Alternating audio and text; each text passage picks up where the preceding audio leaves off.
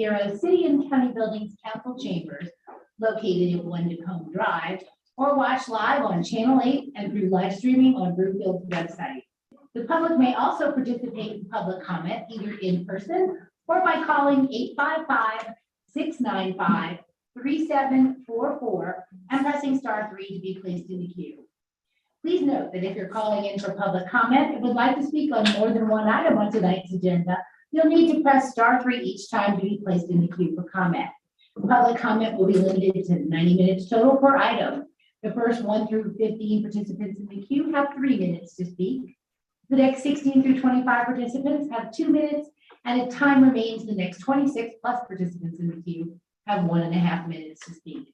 Again, if joining virtually for public comment, the number to call is 855-695-3744 and press *3 to be placed in the queue.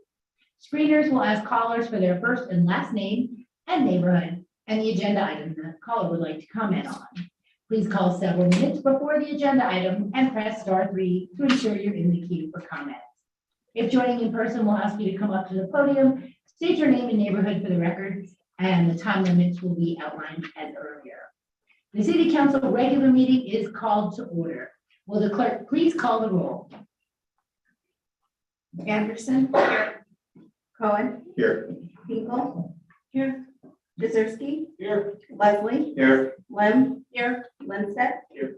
Marsh-Holston. Here. Schaaf. Here. Ford. Here. Thank you. A quorum is present. Will everyone please rise and join me for the Pledge of Allegiance? Allegiance to the flag of the United States of America and to the republic for which it stands, one nation, under God, indivisible, with liberty and justice for all. In an effort to keep order for tonight's meeting, I ask council members to limit their comments to 5 minutes. If council members are given an opportunity to speak for a second time on an item, they should limit their comments to 2 minutes. The clerk will be assisting with timekeeping, and council members will be able to see their time on the podium. We'll begin with council's review and approval of this evening's agenda. Council may add or remove items from the consent agenda, or council may revise the order of business for the meeting. Does any member of council have any comments or questions regarding this evening's agenda? Are there any objections to this agenda being approved? Seeing none, this agenda is approved. This evening, under petitions and communications, we have a proclamation declaring March 31st, 2022 as Bob Davis Day in the city and county of Burnfield. Mr. Davis, would you please come and meet Mayor Pro Tem at the podium?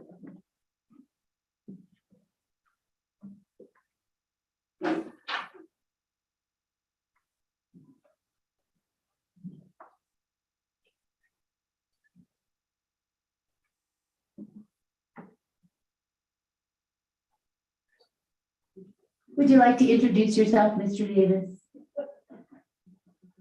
Bob Davis, 914 Birch Street. Thank you. Following my reading of the proclamation, we'll ask for public comments and, of course, comments from our honoree. Proclamation declaring March 31st as Bob Davis Day in the city and county of Burnfield, Colorado.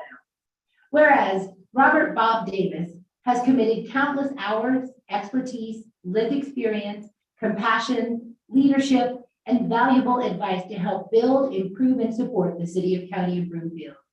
Mr. Davis has provided over 25 years of noteworthy volunteer service to the Burnfield community, including consistent advocacy for our seniors and vulnerable populations, advancing major community development projects, advising on essential transportation decisions, and developing our workforce. And whereas Mr. Davis's decades of selfless dedication and volunteerism to Burnfield includes serving on the Burnfield Land Use Commission, Burnfield Senior Services Board, Burnfield Health and Human Services Advisory Committee, Burnfield Capital Improvement Projects, Burnfield Workforce Board, Local Coordinating Council for Transportation, Denver Regional Council of Governments Advisory Committee on Aging, and Colorado Municipal League Growth Committee. And whereas Mr. Davis served as an election judge for many years of the Burnfield local, state, and federal elections. And whereas Mr. Davis was the 2004 Heart of Burnfield Award winner and selected as the 2018 Broomfield Days Parade Marshal. And whereas Mr. Davis helped Broomfield accomplish the campaign to become a city and county, 2005 Broomfield Comprehensive Plan, Broomfield Commons, Broomfield Library, Broomfield Detention Center, Broomfield Courthouse Complex, Broomfield Civic Center Master Plan, and Broomfield Community Health Improvement Plans in 2014 and 2019. And whereas Mr. Davis was an active contributor to Broomfield's final phase of the interlocking development, Flatirons Crossing Mall, Main Street at Flatirons Marketplace, the Broadlands, Aspen Creek, Omni Interlochen Hotel and Golf Resort, Preble Creek, Highway 7, Interstate 25 developments, and bringing 2 Walmarts, Arista Children's Hospital, Sun, Level 3, and Ball Corporations to Broomfield. Now therefore, I, Guyleen Castriana, Mayor of the City and County of Broomfield, do hereby declare and proclaim March 31st, 2022 as Bob Davis Day in Broomfield, Colorado. I invite all residents in the community to use this day to recognize the 25 years of significant contributions of Robert Bob Davis to the city and county of the Broomfield community. I witness whereof, I hear unto set my hand an official seal on this 29th day of March. I know that.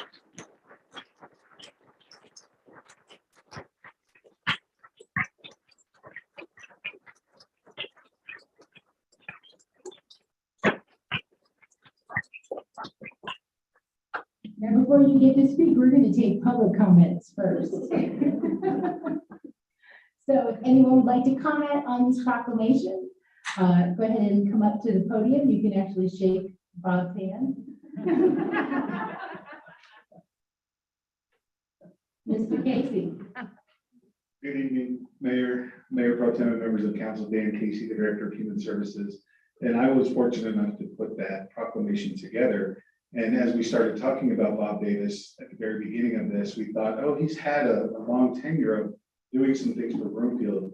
And then I kept getting email after email after email after newspaper article after newspaper article. And I thought, wow, this is impressive. Nobody that I can think of has dedicated as much of their time and energy and passion to the city and county of Broomfield as this young man standing next to me here. So this proclamation and Broomfield acknowledgement of Bob Davis Day is well deserved and probably past due. So thank you, Bob, for all you've done for Broomfield.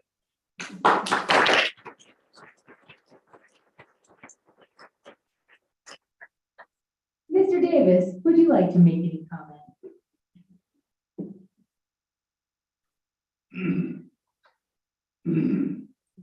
Well, thank you, Mayor Castro, City Council, Manager Hoffman.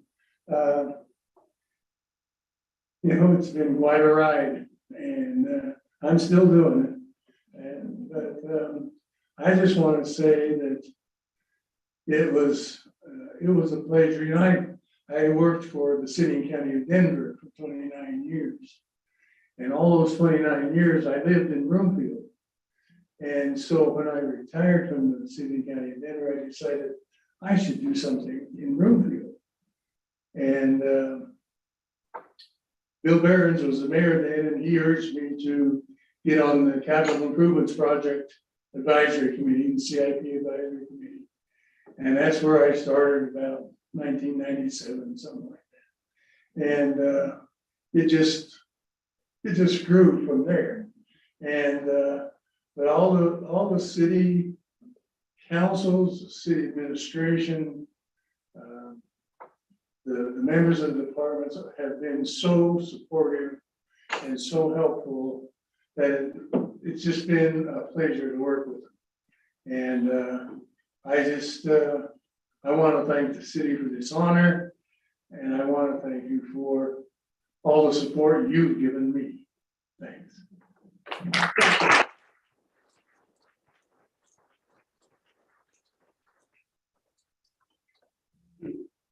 Our next proclamation this evening declares April 2022 as Child Abuse Prevention and Awareness Month in Broomfield.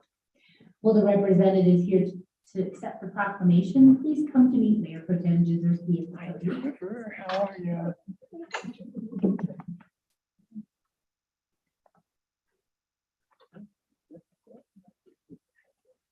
with the representatives, Ms. Judson, would you like to introduce your party?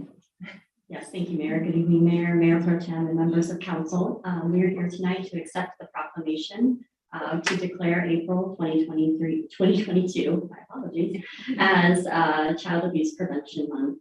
Every year we come together with our partners to recognize the importance of preventing child maltreatment in our community. And so tonight I am joined by several members of our nonprofit community as well as our CCOB staff. So Jennifer is coming to us from Ralston House.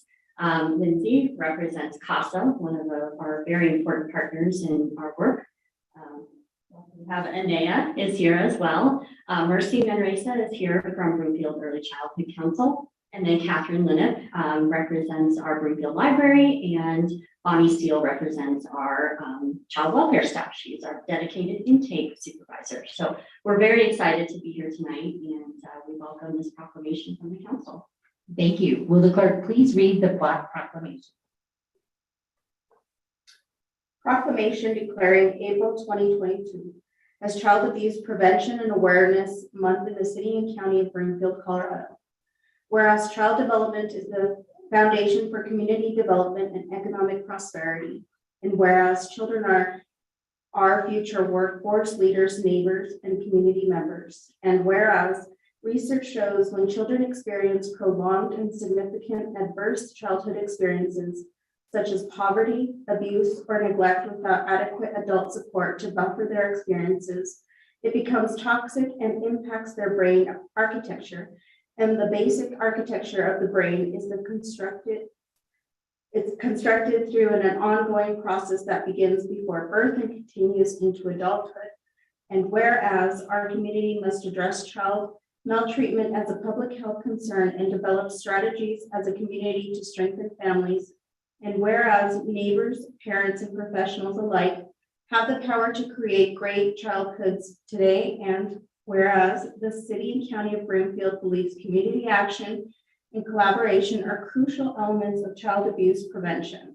We act in partnership with CASA of Adams and Burnfield counties, Burnfield Early Childhood Council, Mental Health Partners, Community Reach Center, Ralston House, A Precious Child, Burnfield Public Health, Human Services, and Burnfield Library, Burnfield Recreation Services, Burnfield Police, and all community stakeholders to prevent child maltreatment. And whereas all this month we encourage individuals, government institutions, businesses, community associations in our community to raise awareness of child abuse prevention and to show support for thriving communities, thriving families, and thriving children in the city and county of Burnfield. Thank you. Comments from the public are next. If there's anyone who would like to comment on this proclamation, please step up to the podium. Comments from questions in council are next. Would anybody on council like to comment? Well, then now to you. Would the representatives like to make any comments? Sure. Good evening, Mayor Pro Tem, council members, and city manager. I am Lindsay Learman, CEO of CASA of Adams and Burnfield counties. Honored to be here this evening with my fellow partners, making a difference and proclaiming April Child Abuse Awareness and Prevention Month. As I mentioned, am with CASA, and for those of you, I think you're all familiar, but it is a court-appointed volunteer advocacy for kids who have experienced abuse and neglect. So we see very, very challenging stories, but we also get to see the other side. We get to see the success.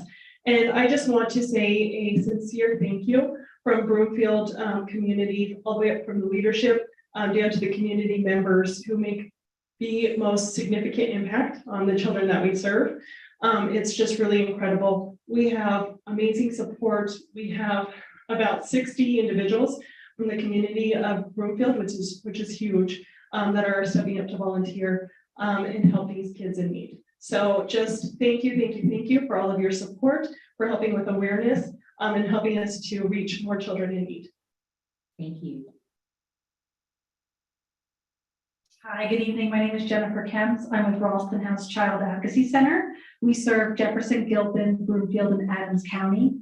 In 2021, we interviewed over 1,300 children 54% of those come from Broomfield and Adams County. So it's really important to have your support and recognize April as Child Abuse Prevention Month. You'll start seeing the blue pinwheels throughout the community, and that's in support of our child abuse awareness. Thank you. Thank you very much. Anyone else? Well, thank you all for being here, and thank you for all you do to raise awareness and provide support to victims of child abuse. Thank you.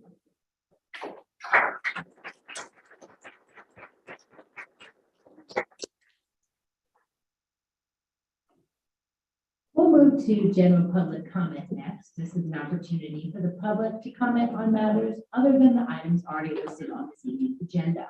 As mentioned earlier, the public may comment both in person or on the phone. If you're joining on the phone and want to be placed in the queue for comment, please call 855-695-3744 and press *3. If you're joining in person, please line up behind the podium.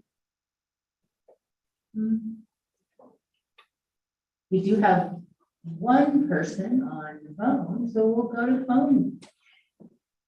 John Hubbard, you have 3 minutes. Hello, Mayor Pro Tem, and council members. Good evening. Broomfield Bikes Grassroots Transportation Advocacy Group would like for the city and county of Broomfield to participate in the bicycle-friendly community program put on by the League of American Bicyclists beginning this year. The bicycle-friendly community program is a way to help communities establish a plan to become a more bicycle-friendly city and provide specific measurements and metrics to manage the path toward that change. 23 other cities in Colorado participate in this program, including Denver, Boulder, Lakewood, Arvada, Longmont, and Colorado Springs. Participating in this program with the goal of increasing bicycle ridership in Broomfield aligns with several council priorities, including sustainability, transportation, public health, and affordable housing. Becoming a bicycle-friendly community will reduce inequity in our transportation system and help protect the most vulnerable in our city, including youth biking to school and seniors who can no longer drive, but can still walk or ride an electric bike or wheelchair. Enrollment for the next application cycle begins in May 2022. Multiple council members have expressed interest in this, but I have not yet seen any action. My request is for council, particularly those elected on issues of sustainability and transportation, to direct staff to make preparations to participate in the program beginning in May 2022. Thank you very much. Thank you very much. Is there anyone else? All right, moving on. Council's community and event updates are next. Does any member of council have an update this evening? If you went on your trip to DC, you might want to give an update on that. Councilmember Lindstedt. Yeah, so Councilmember Marge Holshin, and then Councilmember Hinkle, myself, and the mayor went to the National League of Cities conference in DC and spent several days learning about grant funds and ARPA funds. And I went to a really rewarding seminar on making pedestrian and bicycle and railway crossings safer. So we spent several days learning about all kinds of great things that we could bring back here to Broomfield. And then we spent a day lobbying our federal officials for more transportation funds and for solutions with our Rocky Mountain Airport and several other things. So there's a brief update from me, and I'm sure others have lots to add about a really rewarding conference and lobbying trip. Thank you. Councilmember Marge Holshin. Thank you, Mayor. Yes, I would like to also give an update on that. It was a very rewarding experience to go to nation's capital to be able to talk to our federal elected officials about the things that are important to this community. Also, sat in, like William said, Councilmember Williams said, a lot of information about the federal dollars, the infrastructure bill that are available to local communities on things that are very important to this community: sustainability, electric vehicles, broadband. A lot of different things that the funds are available like they've never been before. And there's, obviously a process and a lot of communities that want the money. So it was very informative of how to kind of bring those funds back to our community. So it was a great experience with my other council members, and thank you. Thank you. Anyone else? Councilmember Henkel. think it was a great first experience, getting outside of council chambers and also just getting out in the world after COVID. It was an exhausting experience, but it was really good. I first will state that the scooters around DC are the best. And it was the first time I've ever used one. And I think it was a really good experience to know what transportation could look like, even here in Burnfield, just to experience it in that sense. And just the historic value of DC and what it has to offer. I just really appreciated the conference in general. It was really good to sort of advocate for the needs of Burnfield. So we talked about affordable housing. We also talked about in our orphan wells and lobbied, our congressmen and also our senators for these things. And so I just really appreciate the opportunity to be able to also talk to other people that are also serving and just, the trials and tribulations that they've had to go through with COVID. It's been very difficult, but it was nice to hear people speak, especially Mayor Castrata. She got to speak. It's pretty cool about how we're using our funds, for health. And so I really think, there's a great opportunity here to just sort of, learn cross-culturally with other councils, and it's a great opportunity to do so. Thank you. You're welcome. Thank you. Anyone else? Councilmember Lim. Councilmember Schaaf and I were able to be judges at the North Glen High School problem-based learning project sessions, and that was a great experience to see the insights of our young people as they tackled issues related to the proliferation of technology. So we have a lot to look forward to with the insights of our young people in the future. Thank you. Anyone else? Leah, just a real quick recap on DC. We were asked to present with cities between 50 and 100,000. Five mayors were selected, and they asked us to talk about how we used our ARPA allocation with a public health emphasis. Being a city and a county and having our local public health agency in-house gave us some advantages. And the takeaway from that is we were able to invest in the people that it took to bring the vaccine where it wasn't, and to get the testing done and have such a high success rate with having a highly vaccinated population. And that was an honor to be able to speak to that. President Biden spoke to us too. And I didn't realize he was a councilman before he was anything else in Delaware. And his reasoning was, since he's worked at this level, he knew that's why the ARPA funding had to have state and city and county allocations that go directly to the municipalities, because we're in a much better position to get that money where it needs to go without going through all the pass-throughs. So I found it really inspiring. And it was the first time that we've been able to meet as the National League of Cities in person. So it was well worth it. And it was a really great experience. And then I also went to Burnfield last Friday for a mayor's summit on entrepreneurship, and heard about what Burnfield is doing, Estes Park, so many other communities to foster entrepreneurship and make it so that our small business owners can stay afloat and continue to thrive. And there was just a lot of really great ideas and collegialness among the different communities. A lot of good stuff going on. All right, so that's all from me. Council's consideration of the consent agenda is next. The clerk will read all of the consent agenda items by title, and there will be one opportunity for public comments and council questions. 7A, approval of minutes from March 8th, 2022, regular meeting. 7B, resolution number 2022-48, authorizing and approving an agreement by and between the city and county of Burnfield and Summit Construction Specialties, Inc. for the Burnfield Depot Museum outbuildings rehabilitation.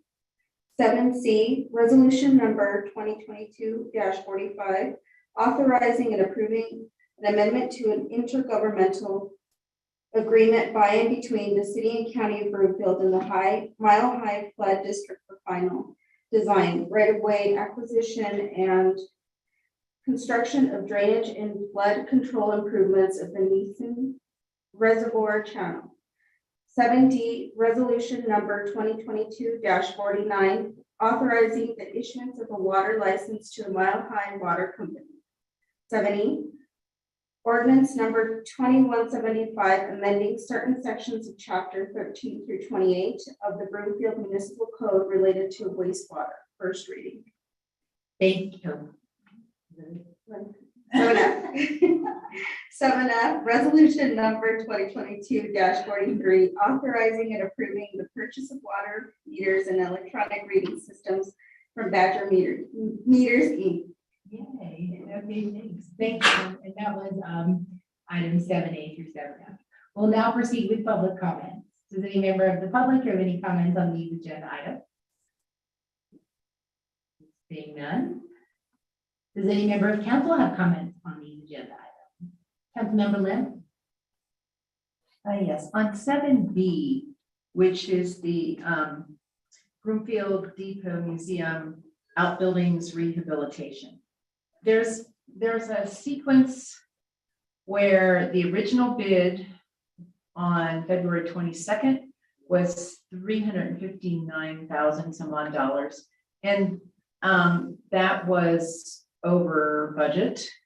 And so the memo said that the pump and the outhouse buildings were eliminated from the rehabilitation scope. But then, as far as I could tell, the bid only went down to $340,000. So I didn't know if someone could explain. It didn't seem like a significant difference in the amount of reduction in the bid for taking out two buildings.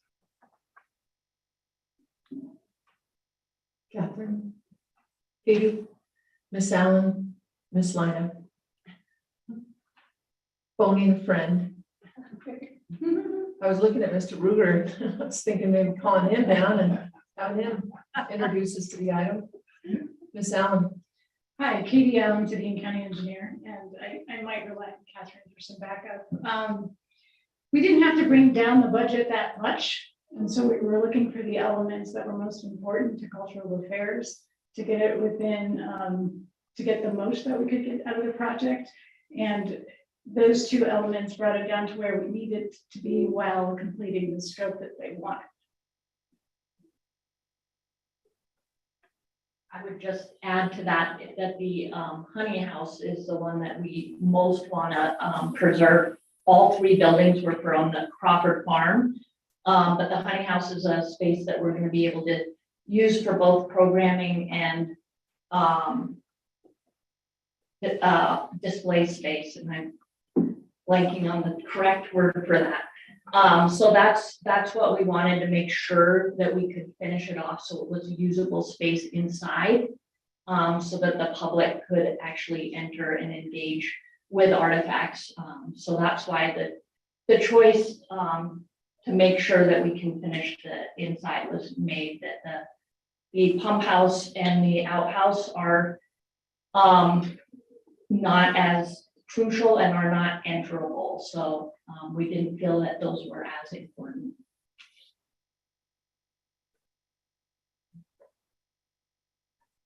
Okay, thank you.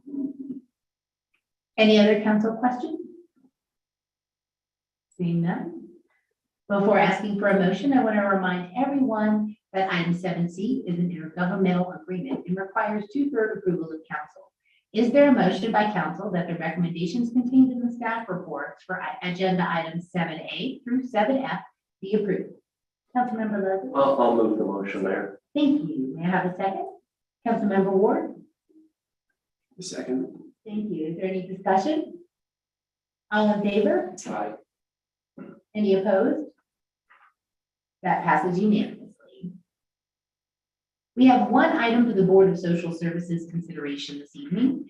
Proposed resolution number 2022-47-BSS, acknowledging a review of expenditures and electronic benefit transfers for October, November, and December 2021. The meeting of the Board of Social Services is called to order, and I'll ask the clerk to call the roll.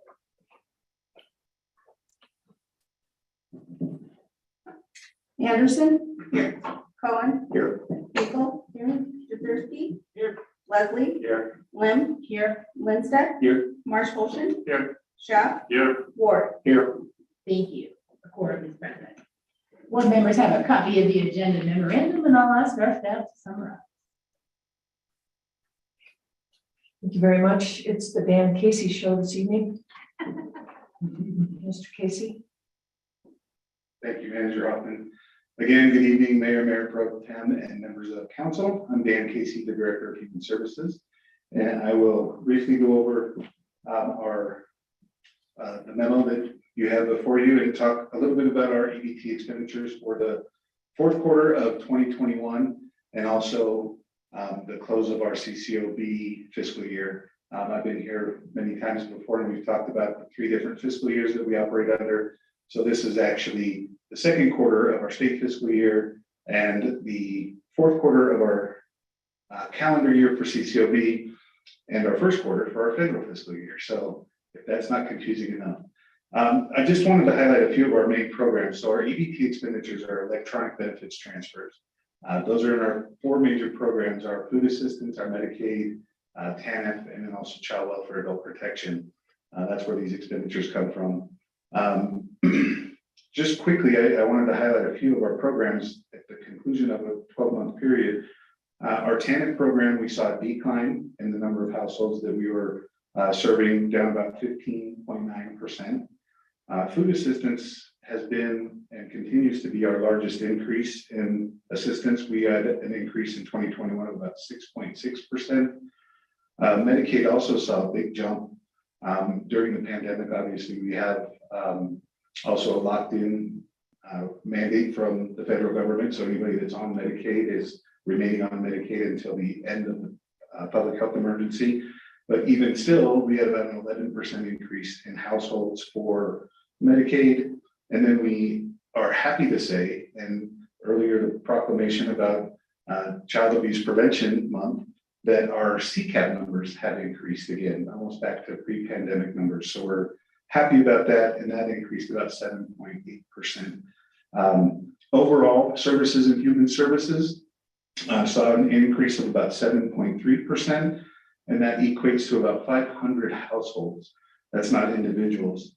And I think we had talked a little bit last time when I was here, and we wanted to kind of break down the households and individuals. So I've done that, and I'll just kind of highlight that quickly. So in 2021, we do our individuals and our households as an estimate, and we call that our unduplicated count, and there's a formula behind that that figures it out. And our estimate for individuals in 2020 was 15,265. Our actual individuals served in 2020 was 16,000. If we go to 2021, our estimated was 15,957, and our actual was 16,815 individuals served. That equates for 2021 in households. Our estimate was just under 7,500, and our actual was our unduplicated count was 7,777. Estimated actual households served for 2021 was 8,195. So you can see we serve a large number of individuals in the community. That's all programs. That's our public assistance and our adult protection and our child welfare programs combined. And the unduplicated count is important for us because that separates out if someone is only receiving one service, they might also be receiving others, but we want to make sure that we're counting each individual program separately. 2 other quick things I wanted to highlight, and then I will conclude my presentation. One is our child welfare program.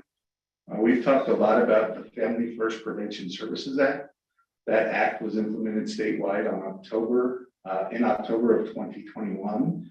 And we have seen we have seen our numbers stay flat. I was just pulling up some stats as I was preparing for this presentation, and we're averaging about 52 calls a month for child abuse and neglect reports. And those numbers are pretty static. It fluctuates a little bit, but over the course of the entire year, so even after FFPSA was enacted, our calls didn't increase.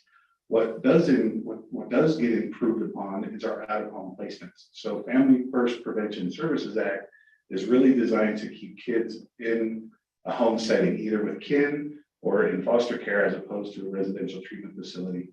And Molly already left, which is kind of a bummer, but I really wanted to give them kudos because in the fourth quarter of 2021, we only had one out-of-home placement.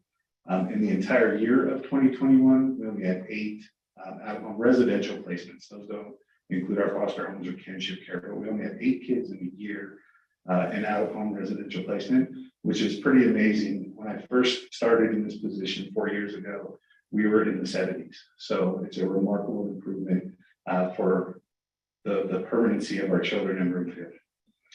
And then the last thing, we entered into a contract MOU with Goodwill to administer our LEAP program, our low energy assistance program. And that has been very successful. The last 3 months have been great.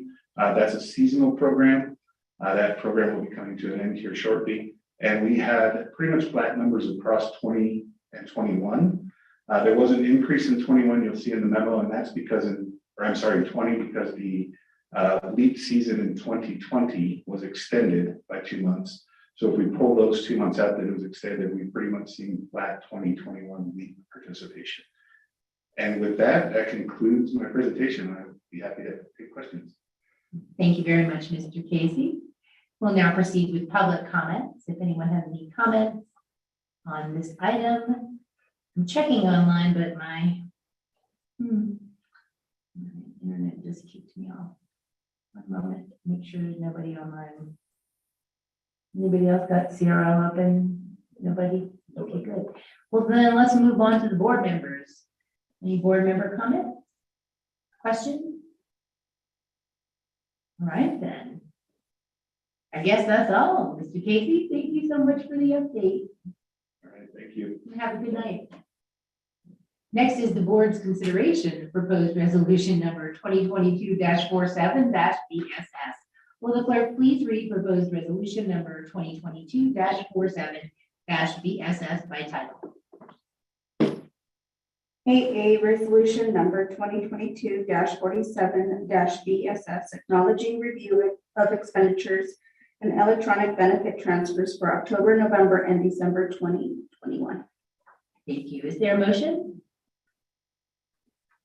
Councilmember Lindstedt? So moved, Madam Mayor. Thank you. Is there a second? Councilmember Marshall? Second. Is there any discussion? All in favor? Any opposed? That passes unanimously. Thank you. Seeing no further business before the Board of Social Services, the meeting is adjourned. The first item under council business this evening is a motion to vacate the public hearing regarding Burnfield Town Square. Burnfield staff is requesting that this public hearing on resolution number 2022-50 be vacated in order for staff to continue preparing the proposed materials and staff memorandum before bringing it forward for formal consideration at a future public meeting. Is there a motion to vacate the public hearing? Councilmember Ward? So moved. It's got some language. Yeah, did they need to read the whole thing, Ms. Rogers? No, I think, Madam Mayor, you introducing it and then Councilmember Ward saying so moved to get it on the record. Okay, so is there a motion to vacate the public hearing for resolution number 2022-50? Yes, so moved. Yes, thank you. Is there a second? Councilmember Leslie? I second that motion. I appreciate that. Is there any discussion? All in favor? Any opposed? That passes unanimously. Our next item under council business this evening is the monthly oil and gas update for March 2022. Council has a copy of the agenda memorandum, which I'll ask our staff to summarize. Thank you, Mayor and Council, Mr. Valdez. And Dr. Weisner is also here and available. And I do believe that Mr. Valdez is going to introduce the new program manager for oil and gas before we get started. Stealing my thunder, Manager Hoffman. Good evening, Mayor, City Council. So before we get into our programmatic update, I did want to give a brief update on staffing. So we were given a limited term inspector that we recently hired. He comes to us from private sector. And he's an environmental engineer. So now we've got quite a deep bench on our technical team. We've got the environmental engineer, we've got a geologist, and we have a petroleum engineer. So we're feeling really, really comfortable, and we're gonna have this staff member with us through the end of this calendar year when pre-production activities are hopefully concluded. And he's already providing quite a bit of value on our soil gas testing program, which we're gonna get into a little bit later tonight. Secondly, I want to introduce Mindy Oker as our new oil and gas manager.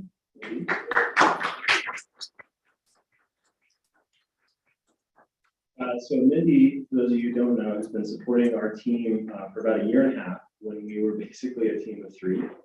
And she stepped in and really filled a massive gap that we had at the time. And I can say helped me keep the train on the tracks, basically supporting me directly and keeping our level of service from council and expectations from the public going. And as you all know, this has been a difficult position to fill. And, you know, Mindy, we convened a large committee across city and county of Burnfield. And Mindy really impressed the entire committee and beat out on her own merits, beat out all the competition. So she also knows exactly what she's getting into. So I anticipate a pretty smooth transition here. And of course, I will remain in my current role and be supporting her from kind of the back burner. So with that, I'll hand it over to her to give the programmatic update. Welcome, Mindy. Thank you, sir. Mindy, I think you're the first person on a team of 7 that actually knew what they were getting into and chose to sign up anyway. So I don't know exactly what that says about you, but we are certainly grateful. Well, good evening, Mayor Pro Tem, City Council, City Manager. I appreciate so much that warm welcome. Thank you for the opportunity to serve Burnfield in this role. I do know what I'm getting into, and I am, what is today, Tuesday? I'm just a couple days into this role, so please bear with me. Having said that, I will go ahead and get started. As with our previous oil and gas monthly update, this presentation will highlight our inspection, soil gas testing, air quality monitoring, and noise monitoring programs. Also included are the policy and legislative update, along with our public health summary. Next.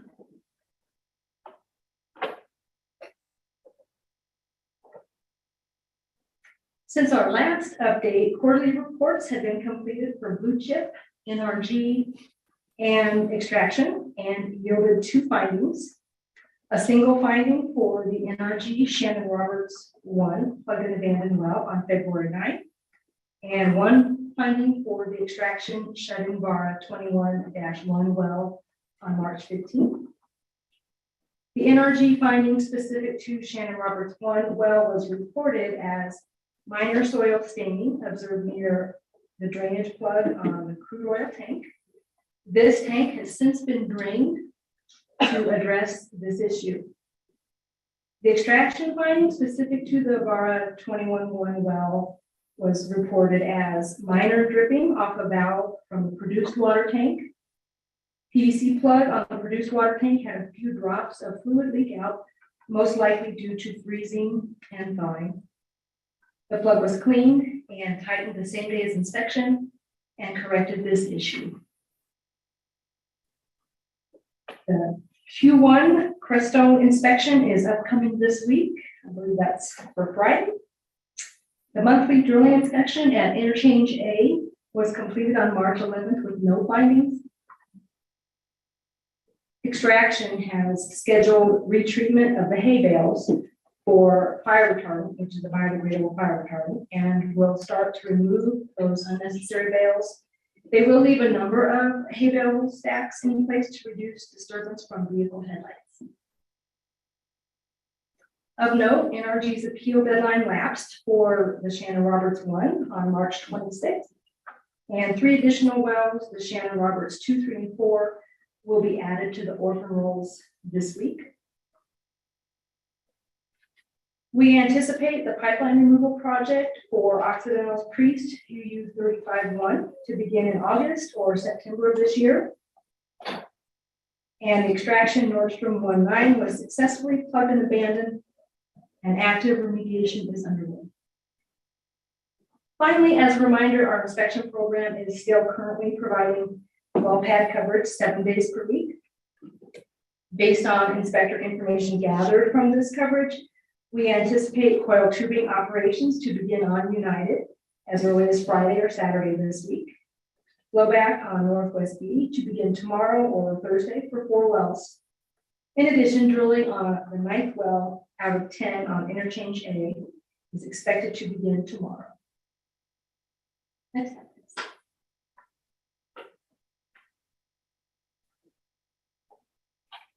As previously reported, our magnetometer survey well locates program has been moved in-house. And right now staff is currently considering the feasibility of bringing our soil gas testing program in-house. We will provide future updates on that. Soil gas testing then to date for plug and abandoned wells includes successful locating and testing of 30 wells, including 9 wells that we screened this spring. An additional 22 wells have been located and are ready for soil gas testing. And approximately 48 wells still require locating prior to screening. That's fine.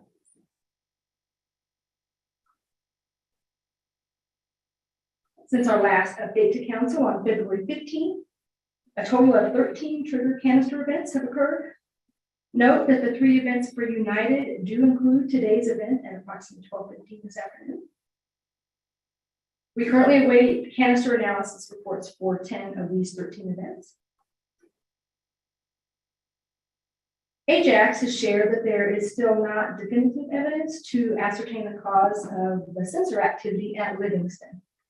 Currently, the theory is that there is a VOC source in the area and that the PID sensors are responsive to that, but does not trigger a canister.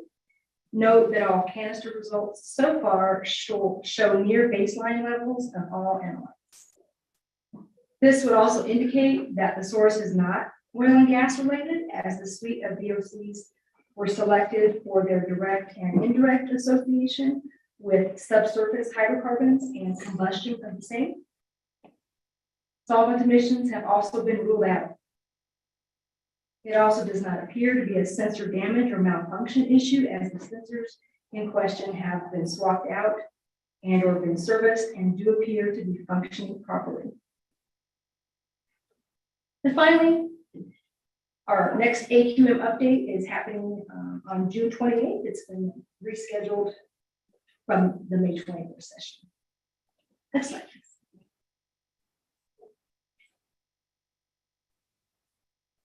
Hydraulic fracturing is by far the noisiest part of or phase of development. So we have designed our noise monitoring system for enforcement of the operator agreement around this fact.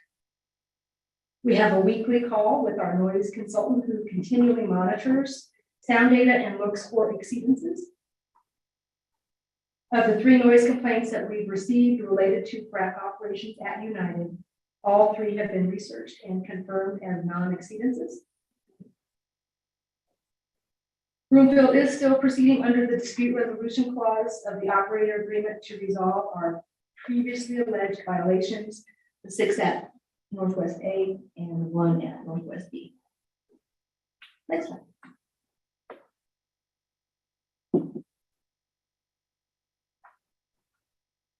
Coslet East update. We are awaiting the COGCC completeness review in order to scrutinize the proposed BMPs. And we're also making progress in direct discussions with the operator on wells to plug in. We anticipate seeing the oil and gas development plan before the hearing in May. Staff is in the process of preparing a local financial assurances ordinance, ordinance 2161, that would require operators to provide a financial assurance for wells that are low producing as defined by less than 2 barrels of oil equivalent for a consecutive 12-month period. The ordinance first reading is scheduled for April 12th. City staff are tracking a number of proposed bills for the 2022 Colorado legislative session. Among those, we are most interested in HB 221244. This bill would provide the HUCC much greater authority over air toxins and establishes a robust program to regulate toxic air emissions and to establish health-based standards for air toxins. CCOB Public Health and other local counterparts are crafting a coordinated response to support this bill. At this time, I'd like to invite Megan Weisner to share the following slide. Next slide, please. Thank you, Mindy. Good evening, Mayor, Mayor Pro Tem, and City Council. I'm going to just draw your eyes to the fourth bullet down and give you just a brief update on where we are with the oil and gas health study. Currently, we were, myself, Doctors McKenzie and Allshouse are working our way through the analysis phase. We're getting very close to completing the analysis. So in the next couple of weeks, we are rerunning our analysis, double checking, triple checking our work to ensure the highest quality of scientific rigor is met. Once the analysis phase is complete, we will begin working on our presentation and our write-up. And that presentation will occur on May 24th to City Council and the public. So I'm very excited to announce that we have the date and we're moving along, and we expect no issues with hitting that date to present our results. And Dr. McKenzie will be here that night. So I'm very excited about that. The results, one thing I want to mention is the results we will share on May 24th will not be peer reviewed. As you may know, that takes a very long time. That can take up to a year. So these are results that we are going to be very confident in, but there's always that caveat that once they are peer reviewed, the reviewers may want us to run some additional tests and that kind of thing. So I'll be here for questions if anybody has any questions for me. Thank you. Thank you, Dr. Weisner.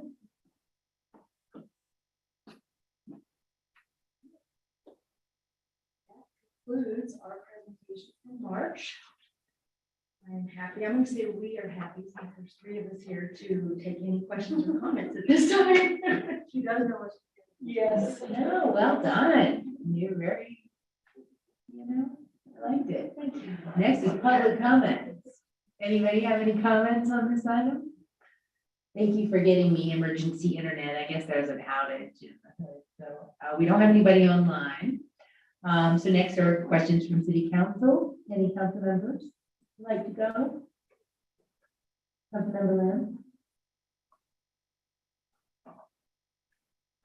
Yes, there's been, let's see, since February, I guess, yeah, since February, there have been 4 1-hour estimates of benzene exceedances over 9 parts per billion at Northwest A.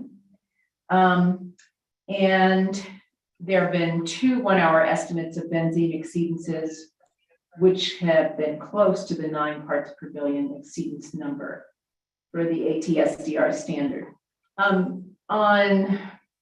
see, on when the last one occurred on March the 8th, I asked the question, if we have any insight into why this pattern of benzene exceedances is reoccurring during what could be termed production now at the Northwest pads. And the answer on the dashboard was that staff had some theories on what could be causing some of these exceedances. So I wondered if if staff wanted to share those theories, or if they had any suggestions that were made to extraction in particular to try to control those exceedances. Yeah, I think I could speak to that. So, yeah, with the theory, this is unproven. But our technical team thinks that when and we went through this at Livingston, if you recall, when they're emptying out the sand cans when they're full, we think that there is probably an association with air emissions when they're doing that. So what we asked extraction to do was empty those out one at a time versus all at the same time, which is what they were doing. I don't have evidence that that has improved things yet, but it was one theory that we chased down, and that's what that comment was referring to on the dashboard. Beyond that, we still try to obviously correlate activity with what we're seeing in air data, and sometimes they lead somewhere, sometimes they don't. And that's kind of the best we have right now with production. So obviously the sand cans go away when they are in full production and they are getting less sand out of the wells. So theoretically, if that were the source, then we would see potentially less air emissions. But I wouldn't write a paper about it. Let me put it that way. Okay. And the one exceedance that it's the number that Ajax has on its event report. I don't think we have an official event report, not unless it just came out today. I mean, the February 25th number is 46 parts per billion of benzene. I mean, that's a significant number. Was that in the canister? That's a canister analysis. That is a significant number. And we were talking about that with some of the data that CSU has been compiling. We seem to see a pattern with more volume of canisters in the drilling phase, a higher magnitude in at least some of the canisters that we've seen during flowback. Okay, so of course we're back to our issue of what can we do with the lack of studies of the acute effects of the benzene exceedances. So I understand that, but thank you for sharing your theory that you alluded to on the dashboard. The Livingston sensors. As I've asked questions on the dashboard, I don't understand why it's taking 3 months for this experiment to take place. And I'm uncomfortable with the fact that there's 7,000 residents within a mile or so who don't have the usage of those sensors to get some idea of what they're being exposed to. And besides the fact we're paying for those sensors and they're not really fully functioning as far as I'm concerned. So they're still experimenting in how to set the thresholds. They triggered in the middle of March at 1,000. And then they didn't even do the analysis of the canister and apparently raised it to 2,000 and then it triggered at 2,000. So, I mean, if you're doing an experiment about what the threshold should be, and they're saying they need to look at the canister before they raise the threshold, that whole sequence didn't make sense to me, where all of a sudden I saw the threshold go from 1,000 to 2,000 without any explanation. And this would be great. I understand your concern, Councilmember Lim. I would refer to Andrew's input if he would like to address that. They've moved the sensors around. They haven't been replaced wholesale, but that would be the next step. So they've serviced all of the two sensors right next to the pad, 1 and 2. And they have moved them from 2 to 1, 1 back to 2. And they're seeing the same response in the PID signal, which is why Ajax believes now that it's a VOC source in the area and not a sensor malfunction. So the sensor is responsive to this VOC, but it's not one of the things that we're analyzing in the canisters.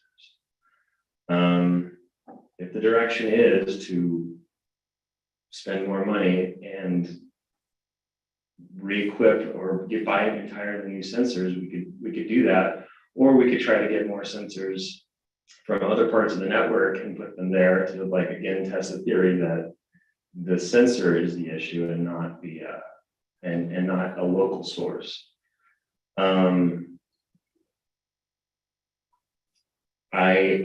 I guess I would tend to agree with Ajax that it's probably a local non-oil and gas source. But we can certainly look into this further if that's the direction.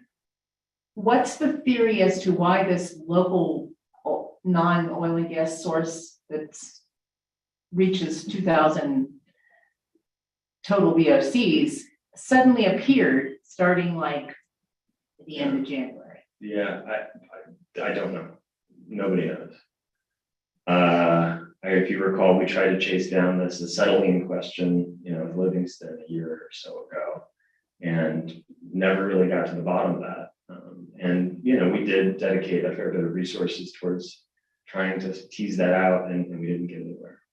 So one of the things that we could do that I don't think would be too costly is to borrow from other places of the network and have them replace wholesale those two locations. The activity, the downhole activity is happening further east. Yeah. So it's a cost benefit. And you don't feel like we can just say to Ajax, you've been experimenting with this for 3 months, we'd like some other sensors, not on our dime? I can explore that. Yeah, we'll follow up on it. Okay, thank you. Those are my questions. Thank you. Councilmember Anderson? Thank you. So I have a follow-up question on those, on the suite of VOCs that we are measuring. And I recall Dr. Helmig at one point in time, and he was, talking about the different chemicals, but there's a possibility with like that.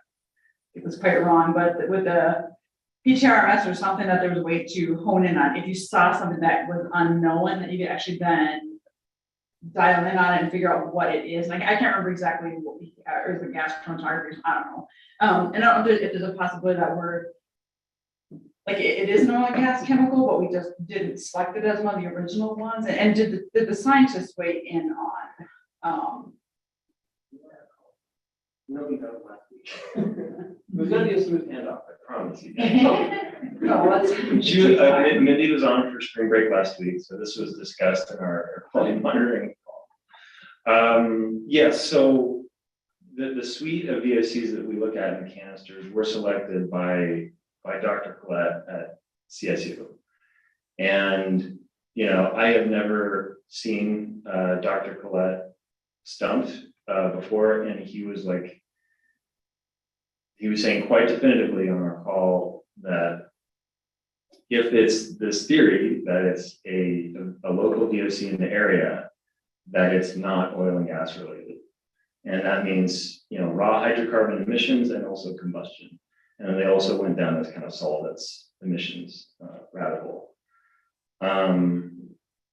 We have actually not explored this issue with Dr. Helmig, since it's not really part of the shop, but we could, if we want to continue, looking at this. I think we could. I could brief him on that. Okay, thank you. I think it's just part of this. I don't exactly recall what you're referencing though. So when did he? Oh, he was talking about, I can't recall if this was in a meeting or not, but he was discussing, it was like a secondary, if you had two active piece of equipment and you can actually then dial in on something or see what else is showing up. And it might be worth a quick discussion, but not a ton of effort. Because still, it's like we still come to the point where it's, okay, so we identify another chemical in the levels, but we still don't know, the data just isn't there to correlate the health impact. So it's like, it's just more information, but yet so it might be worth just a question. He can explain, but my memory is not good enough on that one. So I think that'd be helpful. Okay. And then I do have one other question on the COSLA pad, actually two questions on the COSLA pad. So it was, there was quite a few wells, was it like 65, how many wells in that area? No, I don't think it's It was not 65. 65. It was- I think it's 25. Oh, I might have looked at something wrong here, but there's only 15 that were being focused on. Why not all of them? Why not plug and in all the wells there? Okay. So this was before financial assurances, and we were looking at, I believe it was 14 that we had done on our own analysis of wells that we, before there was a definition of low producing, that we thought were uneconomical. And this was not, based off of any benchmark. This was just us, from a technical perspective, looking at production data and saying, guys, let's clean these up. With financial assurances in place and then potentially, our local regs coming in, I think we have a much stronger position. And we're going to use that in our continued negotiations on COSLA. But it was, I think you're referring to our offset well analysis, that was 15 that we were looking at, that we thought would be uneconomical. I think we would get more than that if we run it through the rules. And that analysis is ongoing right now. Okay, thank you. And then I thought there was a health and safety reason to try to plug and abandon all the wells because you didn't want to have a well producing while you're drilling next to it, or is that, am I mistaken on that? Yeah, so some wells, so if there was an instance where there was a well in the spacing unit, a vertical well in the spacing unit where they're going to put horizontal wells in adjacency, those vertical wells need to be screened for mechanical integrity, basically. So they would either need to be plugged and abandoned or upgraded. Civitas went through that exercise and only identified, if it were just that criteria, I think it was 3 that needed that upgrade. And they said that they would not upgrade those.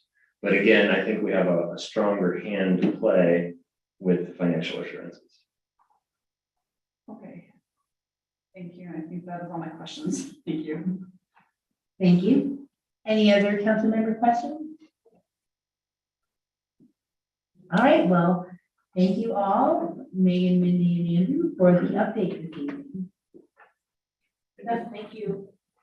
The final item under council business this evening is council's consideration of proposed resolution number 2022-60, approving a 2022 funding increase for Rocky Mountain Metropolitan Airport Community Noise Roundtable. Council has a copy of the agenda memorandum, which I'll ask our staff to summarize. Thank you, Mayor and Council. Mr. Shuck is here with us, which I'm not too happy about. He's supposed to be on vacation this week, so I was going to take this item, and here he is. So with that, Mr. Shuck. Get an extra vacation day. Good evening, Mayor Pro Tem, members of council, Ms. Hoffman, Clay Shuck, Director of Parks, Recreation, and Senior Services. So as you guys all know, on November 12th, 2020, City Council approved an intergovernmental agreement for the creation of a community noise roundtable.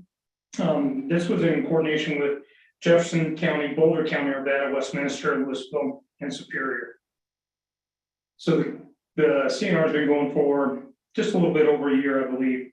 On February 14th, 2022, the Community Noise Roundtable considered an increase in dues for its members. A motion was made and adopted by the CNR that each member would seek an increase from the respective boards to a total amount of $11,410. The reason for this increase was for the ability to hire a meeting facilitator to assist with meetings and an aviation consultant to assist with the development of recommended flight routes that best limit the impacts to the surrounding communities. The study results would be then presented to FAA upon completion. Part of this, the dues and the increase for the dues is to set up the CNR so they can actively recruit those 2 consultants. They did have a couple consultants in the queue that they were reviewing. Those have both been put on hold as they look for some additional language and clarification as they move forward. The funding increase would result in an increased cost of Burnfield in the amount of $7,810 for 2022. And those are just the dues related to the RMMA Community Noise Roundtable. If approved, resolution number 2022-060 approves the increase 2022 funding request in the amount of $7,800 or $7,180 for a total of $11,410. Because the IGA allows for a change in the dues in their bylaws, this is not a change to the overall IGA, just to the dues for 2022. That concludes the staff presentation, and I will be happy to take any questions along with City Manager Hoffman and Councilmember Schaff. Thank you very much, Mr. Schaaf. You're welcome. Next, we'll go to public comments. Seeing none, now we'll go to council comments or questions. Any Councilmember Schaaf? Thank you, Mayor. So I just wanted to provide council and the public that it kind of brief status of where the Rocky Mountain Metropolitan Airport Community Noise Roundtable is. So just after a year of being in existence, there's been a lot of learning that's happened, a lot of getting folks up to speed in terms of what the issues are with the surrounding communities, especially with Superior and Louisville. There are impacts in part of Burnfield, there are impacts in part of Lafayette, and they are a member now. They are 8th member of the Community Noise Roundtable. But through this, there's been little action that has actually been made, which is just frank. We spent nearly $20,000 on a meeting facilitator that was going to have airport experience, but we didn't get much more than draft agendas, meeting minutes taken, and a draft work plan, which is the work plan is not insignificant. This is a piece that we have to get done according to our IGA, and it does set out our work plan for 2022. During this past year, we also lost individual council members, elected officials in the CNR through elections and different appointments. And many of the new members, we are going to have to get them up to speed fairly quickly in order to continue to move forward. During this past year, we saw an increase in noise complaints from surrounding communities. We did see a strategic airport business plan that was completed by the airports, and we also did see increased operations. One of the major agenda items for the March 2022 meeting will be discuss our 2022 work plan that is required by the IGA. Unfortunately, at our past meeting in February, instead of discussing this agenda item, we continue to discuss potential contracts that Mr. Schuck mentioned. Those contracts have kind of been put on hold at this point. So hopefully at our April meeting, we will be discussing the work plan. We will be approving the work plan to be able to move forward. One of the things that I've heard, and I'm sure that my fellow council members have seen from public emails, is talk about the Part 150 noise study, which would be something that we would work with the FAA on and the airport on. And this is something that is currently in our 2022 work plan. The increased funding does allow the Rocky Mountain Metropolitan Airport Community Noise Roundtable to move forward. It does allow us to entertain these contracts associated with the VFR, ingress, egress routes, as well as the meeting facilitator. And those are two items that we've been discussing for some time now. At this point, the Community Noise Roundtable does lack funds to move forward with even discussing those any further at this point. So we do need to have all of our jurisdictions raise the amounts in order to even entertain those conversations. At this point, Boulder County has not allocated the additional funds. They are the only other jurisdiction besides Burnfield that has not allocated those funds. We're just as interested, I think, as everybody else to see kind of how Burnfield moves forward tonight. And then we will see how Boulder County moves forward at our meeting in April. So that's all I have to say on this at this point. Thanks. Thank you, Councilmember Schaaf. Great summary. Any other council member questions? Councilmember Lindstedt? Thank you, Mary. Yeah, I just have one question. So Boulder County, have they chosen just to delay funding this, or did they just haven't voted on it yet, or did they make any actual action on it, or are they just, what's the status? What does that mean that we're waiting for them to fund? Yeah, so from my understanding, Boulder County has not taken any action on it, a formal vote. They have discussed it, but one of the holdups is some of the language in the current contract. And I think if the language can be worked out moving forward, and then a little meeting with the consultant to make sure that Boulder County is clear on what that language is, I think they would be willing to move forward if they can resolve that issue. I think that's their major hang up right now. There's just a language issue in the existing agreement, or lack of language in the existing agreement. So if the language issue is cleared up with Boulder County, does that language affect the other members of the roundtable, or is it just specific to them? It would affect all the members of the roundtable because it would affect overall what the work of the consultant is going to do. So basically, the language is they are asking for a more balanced approach to the flights out and in to the RMMA. So if they can get that language in there, so that not one community is taking on more flights than another community, that's the language they're looking for. The discussion within the roundtable, though, is it kind of feels like they're asking them to then predetermine what the outcome of the consultant recommendations would be. And I think there's resistance from some of the other electeds in that community noise roundtable to go that direction, because they really want them to go in and truly look at the patterns of flights in and out and make the best recommendation. So if we approve this tonight and Boulder does get that language change, where does that leave us, or where does that leave the other communities in the roundtable? I think then what it does is it leaves everybody in that position that we can start moving forward and then talking to the consultant and really narrowing down the scope of the work that's going to move forward and result in that ultimate recommendation to the FAA. It's just that clarity of the language that they want to see, that it's not disproportionately affecting one community versus another. Okay, thank you, Mayor. Thank you, Councilmember Ward. Thank you, Mayor. Was it the current, facilitator who came up with that we need to do the BFR ingress egress study before we do the Part 150 study, or how did that whole timeline and studies come about? Is going to be my first question, I guess. It's more of a question for Councilmember Shah.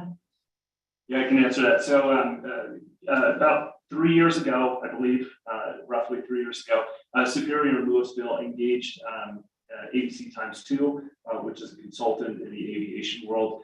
They came up with a bunch of different recommendations for how to solve the noise issues around their communities. This was prior to the formation of the Community Noise Roundtable. A part of that, one of the recommendations was to look at the VFR ingress egress routes. And so this is, so yes, in a way, the recommendation to look at this was before even discussion of a Part 150 study. Okay, thank you. And with getting a new facilitator, how would they do any better of a job getting work done in this current, facilitator? Because my understanding is the current facilitator is supposed to have some level of aviation experience. So I guess that's my question is. Yeah, I can answer that. So I think that right now, the way in which it's first began, the formation of the Community Noise Roundtable is basically run by elected officials. There is some support from the airport, but minimal. So this is unlike probably any other board or commission that council serves on. It's severely lacking in staff supports, and so that meeting facilitator helps to wrangle all of these elected officials and continue to move the goals down the road. And so I think that having a meeting facilitator does help our processes. I think that at our previous meeting, one of the suggestions was perhaps we need a aviation consultant to actually provide us, so not so much the meeting facilitation work, but actually the aviation kind of expertise that is separate from the airport because we just don't have, the airport can't provide a lot of support for the community noise roundtable. So this would be an expert that would be able to provide us some input on the different kind of objectives that we have in the work plan. Right, thank you. And then my last question is going to be in regards to the proposed timeline that I saw with if we were to proceed forward with the new facilitator and contractor. They were saying something around 16-ish months for the whole studies to be completed. And forgive me if this was already in there. Where did the Part 150 study factor into that timeline, or is that supposed to be after the completion of that 16 months? From my understanding, that would be right now after the completion of the study. I don't think they're concurrent. I think one would happen in front of you. That's my understanding, Councilman. Is that correct? Yeah, I mean, the 18 months is just for the VFR ingress egress study. We have a work plan, and part of that work plan has many different objectives in there. One being the Part 150 study, so it's possible that we can start moving on any number of those, including the Part 150 study at any point. Okay, thank you. That's all. Any other council member questions? Councilmember Henkel. Thank you, Mayor. I don't know what job you don't do at CCOB. I really appreciate you being there. That's why we wanted him on vacation. I Councilmember know. Hinkle. I hope you get a good vacation. It's been good. I think my only question, I'm on the fence on this, and here's why, is that I don't know much about the FAA and how much influence outsiders have over flight patterns. I don't know what they take into consideration as far as noise goes or air traffic or what that looks like, but what sort of considerations does the FAA look at? Do you know? You can start with that and then I'll finish. I don't know. I think what they do is they take the study and they review it. I don't know really how much weight they're giving it overall. So I think that's a difficult thing because we're not quite sure what specifics they would be looking for in that study. They're going to look for the different recommendations from the consultant, but ultimately the FAA will decide on what the flight patterns are coming in and out of the airport. It won't necessarily be done because of the study. It's going to be done because of what's best for the FAA and the pilots coming in and out of the airport. So Councilmember Hinkle, if I may, the FAA is much like Burlington Northern Railroad. And I don't kind of say that tongue in cheek.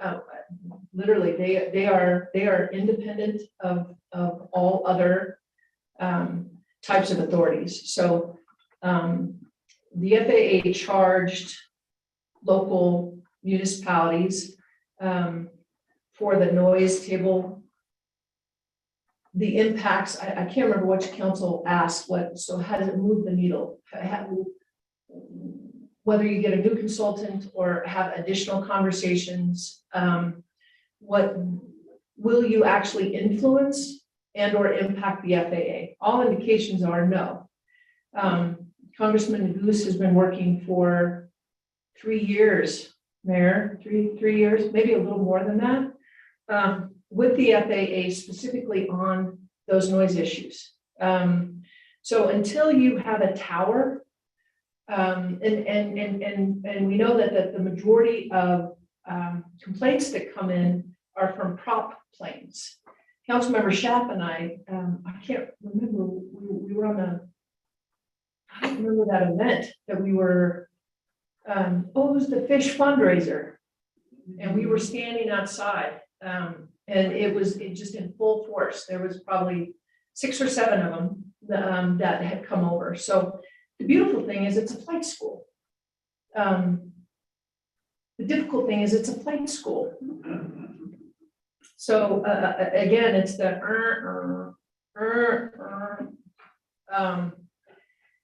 again, so they don't file flight plans. As soon as you file a flight plan, it puts it in a different category in the FAA eyes. So again, all indications are that council within the next year are going to be hearing about commercial flights that can be, flight plans can be regulated. Noise can be, to a certain degree, it gives a lot more control. But as long as we don't have a tower and there aren't flight plans filed, the likelihood of a report having an impact on the FAA remains minimal at best. Okay, thank you. I'm trying to understand this then. When it comes to flight schools, then who oversees the sound of the flight schools based on the flight patterns? It doesn't sound like there's much oversight, which is a little bit scarier. Well, if oversight's being used from a definition of control, they have great oversight. I mean, they can tell you data related, how many and when and how many are up, the average altitude. So they can give you a lot of data on it. So there's oversight with regards to who's in the air. But regulation is something very different. It kind of sounds like we're going to the FAA for things that they aren't really impacting. I don't feel like the commercial is really impacting that area.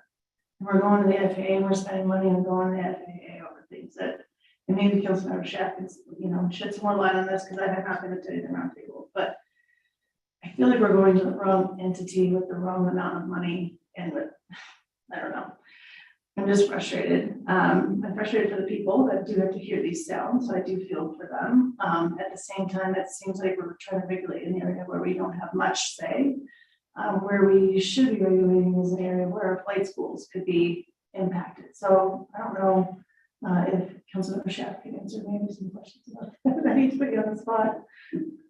No, I'd be happy to. I mean, this is where I spend a lot of time. It's where I lose a lot of sleep, as I did last night on the noise roundtable. So one of the pieces is that the FAA is the only entity that does have jurisdiction in terms of oversight of the airports. And so when we are looking at the ingress egress VFR routes, the FAA is the one that has sole restriction over that, and they're the ones that we have to make recommendations to. The way in which they want those recommendations to come out of is through community noise roundtables, not individual jurisdictions. So the FAA recommended that Superior and Louisville form a community noise roundtable with the neighboring jurisdictions, which they did. And that way they will hear directly from the community noise roundtable. So at that point, any recommendations that we have, those basically need to go through to the FAA in order for those to be enforced. If they do not go to the FAA, those can be voluntary measures that are put out there to the flight schools, to the airports, and those can be hung up. Many of those voluntary measures, there are some voluntary measures already in place that the flight schools do instruct their pilots to follow. But again, those are voluntary. So those are kind of the two paths that we have. One of them is recommendations to the FAA, and the other is voluntary measures. And we continue to put those voluntary measures together. Did I answer your question? Yeah, I think so. And I'm wondering if the study would reflect that's, maybe the voluntary measures need to go that route, but I'm not sure. I'm only going to listen to other council members. Thank you. Councilmember Cohen. Thank you, Mayor. Sort of reminded me, I was going to say, years and years ago, I worked for a newspaper that covered communities around Seattle Tacoma International Airport. I was going to say 20, but I think it's actually 30 years now. And they're still talking about it. And just like this airport, like SeaTac, was there long before anybody built a home. A lot of the effort there then and now is focused on noise mitigation for homeowners to provide, thick glass and proper windows and roofs, etc. and incentive programs for airlines to fly quieter planes, etc. So I have two questions I've heard. One thing that the airport is voluntarily involved in that. One thing that funds that is EPA grants. And I'm not curious whether that's been explored. So it's not just the FAA, but the EPA has a role here in environmental justice and safety. I don't know if that's part of the recommendations from the consultants to pursue anything along that line to help fund that kind of mitigation, because I think we know the airlines are not going to just go away. And the other question, there was, I don't know who said it, but there was someone who said, well, the airport can't help, can't contribute. And I'm curious why. Who knows that answer? Councilmember Schaaf. Yeah, so I think that where it is, it's just the limited capacity from the airport itself. So in terms of, I mean, their staff is their main objective is to continue the operations of the airport. And so providing staff support to the community noise roundtable is limited in what they can provide. That is it is just, dollars and cents in terms of what they can budget to support the CNR. That is not a part of their mission to support the CNR, but it is something that they're voluntarily joining in and providing some support in terms of helping to get the agenda posted online, helping host the website for public meetings, and helping to live stream the agenda. But they cannot continue to provide a large amount of staff support to the CNR. So that's what they say. Correct. I'm skeptical. They're an income revenue generating organization. I think it's incumbent upon them to contribute far more, because they are the reason we're having this discussion, and it should just be on the people who live around it, institutions, entities around it, without them being fully involved and engaged, because I don't think we'll get anywhere without them being involved and the airline companies being involved. So I don't know if there's a way to put pressure on them, or as Jefferson County, to contribute more and be more involved, because they need to be part of the solution. I'm not sure how that happens, but I think maybe through public pressure. But I don't accept at face value they can't do more, simply because they choose not to. Thank you.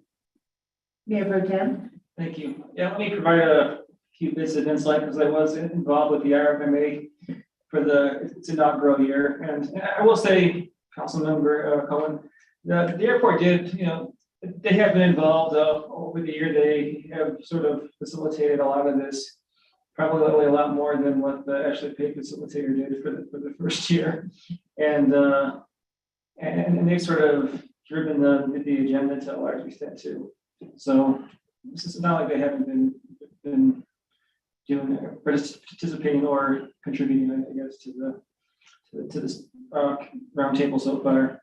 So I have a couple takeaways from my first year. I mean, I guess the first big overall things that sort of took away was, number one, safety is always going to be a priority over sound. So just we have to keep that, in mind, that these airplanes, big machines that are going up and down in the air. So, they're always going to take safety issues over sound issues, whether that's the locations of the planes, or how fast they accelerate, or how, I guess it's steep, or how fast they accelerate. Issues like that are always going to be a priority.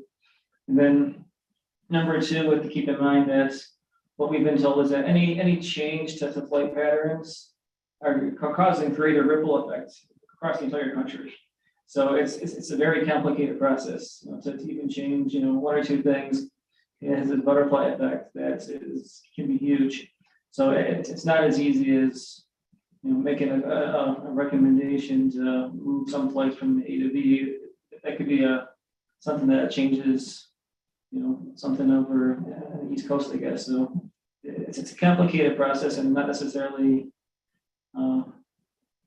I guess it's not easy, number one, and may or may not. I don't know where I'm going with that anymore. But lost my train of thought.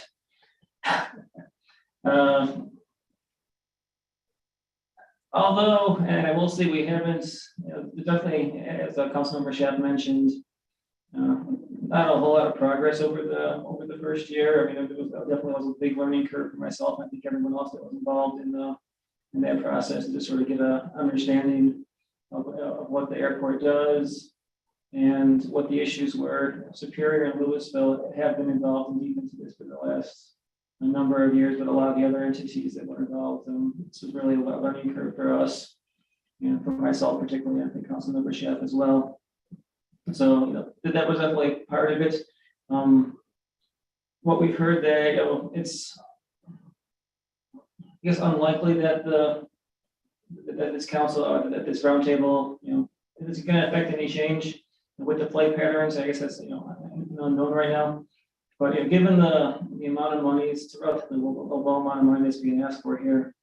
This roundtable has been requested by the FAA, and some kind of recommendation is going to come out of it regarding flight patterns. I think it's important for us to be involved in that process, because if we're not involved in that process, we don't have a say into what their recommendation is, which may be detrimental to Broomfield. And if this was $70 or $100 or $200,000 or more, I would be more reluctant for the relatively low price. I think it's important for us to stay involved.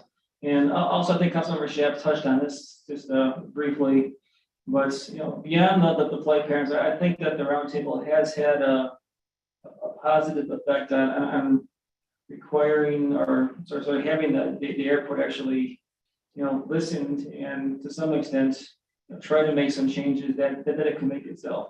So there's now they have been involved, and the airport has listened, listened to the communities, listening to the concerns, and they're doing what they can do. Their hands are tied a little bit as well, but they have as Councilmember Schaaf mentioned, have created some voluntary measures that the flight schools and other operators there could take to potentially minimize the sound impacts to the surrounding communities. So it's really forcing the airport to listen and address the issues to some extent as well. So there are things that can be done besides changing the flight patterns, and the airport is taking those issues seriously and doing what they can do. So there's more to it than just the flight patterns. So I think there is some value to this, and I hope that we can continue on for at least the next year. Thank you, Mayor Pro Tem. Any other council member questions? My question is, and anybody who knows can answer, are they still adding more flight schools? Is it that it's increasing the amount of people that are learning to fly? They have a rocket, again, they're victims of their own success. They are welcoming, they have a lot of great, a staple of teachers. Their hangars are accommodating. Their mechanics are well-versed with prop planes. It's, again, it's feeding the exact reason that we're having this conversation tonight. And Mayor Pro Tem Jezierski, that's part of Boulder's, and so again, each one of these pieces come together. So they want the outcome based not to be equal, but to have equity. And so the complicating factor is because all of these communities are right next to each other. And so if you change the flight plan, it's going to impact another community. So what is good for us may not be good for Louisville. What's good for us in Louisville may not be good for Superior. So again, it's that, and so Boulder's take is, well, so if we find a consultant that is able to navigate with equity and not have any change in the flight patterns impact anybody else more, that's Sisyphus, right? I mean, that's, you keep rolling this boulder up the hill and having it come back down on you when you're on plan R. Well, what I hear from impacted residents though is that, yes, they know that the airport was there first, But when they first moved there, there was not this level of noise. Sure. The frequency, the volume, all that has increased exponentially. So is there a limit? Is there a cap? There is not. Well, maybe that's the question we need to ask. And How it's much my, is too much? it's my understanding that we can't put a cap. That's correct. It's basically, it's considered a court, I guess, and people can go in and out of the court as much as they choose to. So yes, I mean, basically the airport itself is I don't know what other better words you can, Councilmember Shep is a better word than the port, but basically it's planes are allowed to come into it, planes are allowed to exit it, and there's airport is not allowed to limit the amount of planes that come in or out of its airport.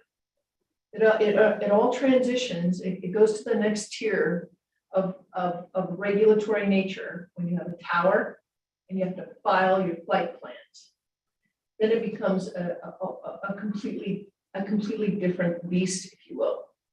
And that comes with the commercial airlines. So it's counterintuitive. Councilmember Schaff and I've had this conversation. You know, you say you want more commercial, and folks would, holy cow, you've got to be kidding me. But if the high volume and complaints are prop planes, and you're looking at the commercial, and then you can, part of the conversation that we've had with some of the residents, Resident Heidel is very well versed with what's happening at that airport and the noise. And she also raised the health concerns on the lead. And so at this point, they can't, again, it's all voluntary. So they can't mandate what type of gasoline the prop planes use. You go commercial, you get a tower, you have flight plans. Again, it opens up a completely different beast where you can then begin a whole different series of regulations.